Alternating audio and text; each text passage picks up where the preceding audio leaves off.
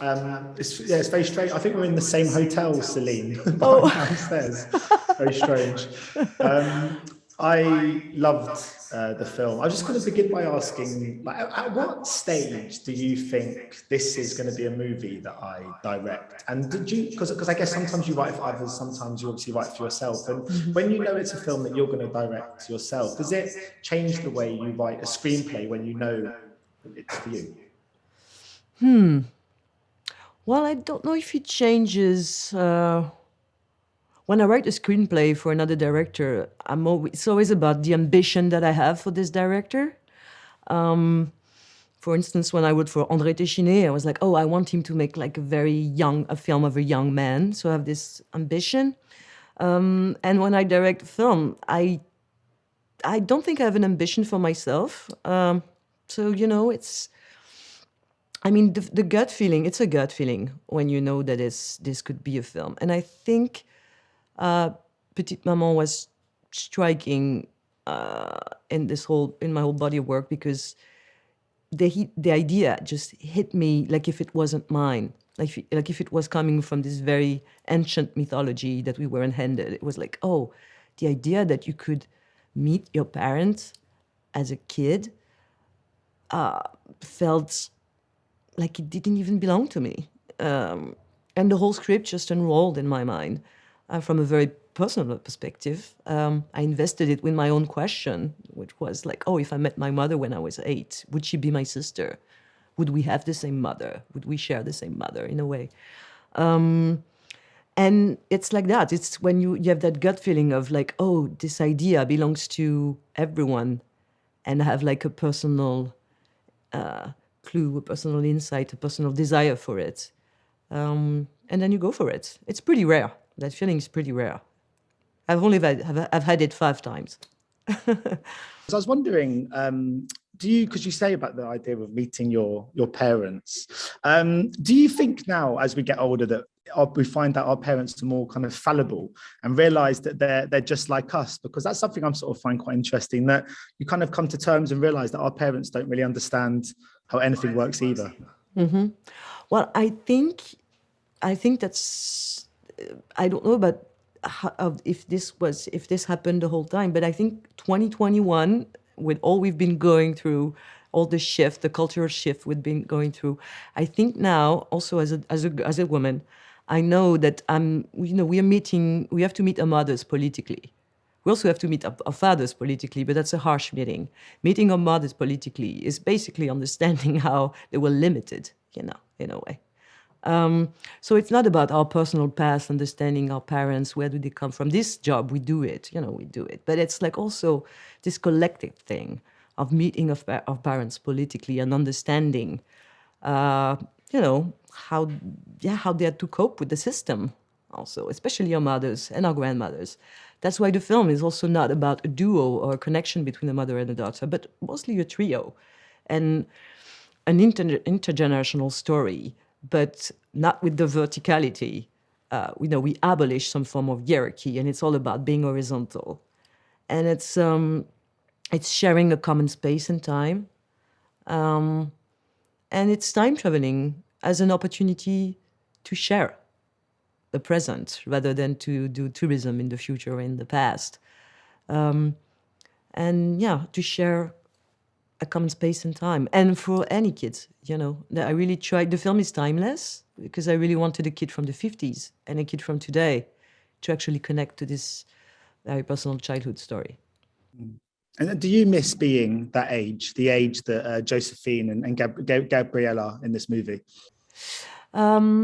I don't miss it because I still feel it very much. And I think the film is also about that. It's about giving us back, our integrity, the fact that we are integral, the fact that, sometimes it feels culturally like the kid we were is dead. It's like some form of past. And I feel like the same person. And I'm really trying to connect everyone to the fact that, it's, and to look at kids as full individuals, as full citizens. And I think, that's also the politics of the film. Because when you look at who's who's fighting for climate? It's kids. They've been hit by the same dramas that we've all been hit by, and we don't give them any political weight. And I think a way of putting our childhood in the past is also to disconnect us, to disconnect us from, some form of knowledge and some form of also some awareness. And so the film is also, very a celebration of kids as full individuals and giving them the full range of an individual and a character. And I think kids are the best characters for the cinema I want to make. I don't see childhood as a theme.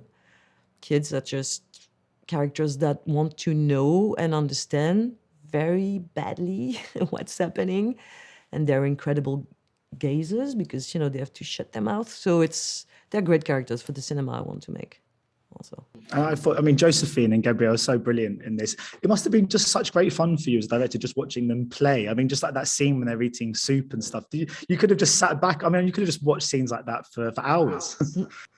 Yes, and it was very, very joyful on the set to see them learn the craft of cinema, because that's also that. The film is really much about this, the magic of cinema. The film is the time-traveling machine. And when you work with kids, especially I don't rehearse with them because, I trust them with, their ability to perform and play. You still see them learning the craft of cinema, suddenly know how to work in a tracking shot and, be aware of their body and their action. And that's beautiful collaboration because, you grow together and you make ideas together, and it's and of course, and they were the only one not wearing masks, so it was incredibly cute to look at their faces.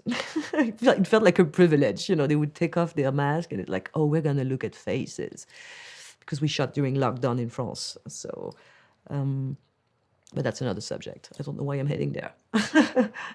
Did working with kids like that sort of remind you why you love filmmaking and why you love cinema?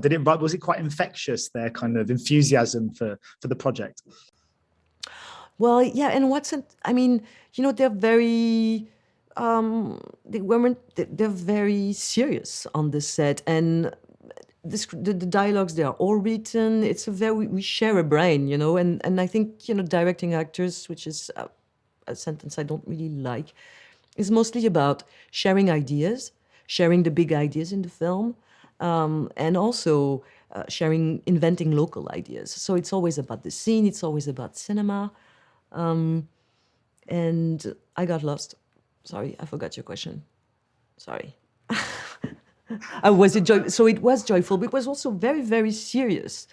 But what's quite joyful is to actually watch a whole crew of grown-ups building a treehouse, being in the woods, putting autumn leaves everywhere, watching your DP just putting leaves everywhere on the floor. It felt like the childhood of cinema. So maybe they were connected to collaborating fully with grown-ups, and we were connecting to our,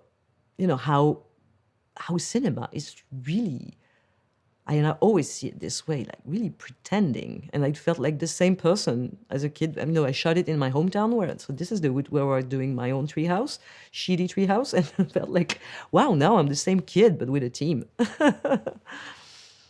So my final question, often when I end an interview, I ask people what's next, and it feels like a polite way to end an interview. But with you, I need your next movie in my life. So I'm asking you because I just want to know, what is it and when's it coming out? I hope you will get some news of that pretty soon, but I can't spoil anything. But I'm working hard. I can't wait to see it, whatever it may be. Ladies and gentlemen, you're watching Hey You Guys! Hey You Guys, huh? Hey You Guys. Is that from the Goonies? It is indeed, yes. Nice. Hey You Guys!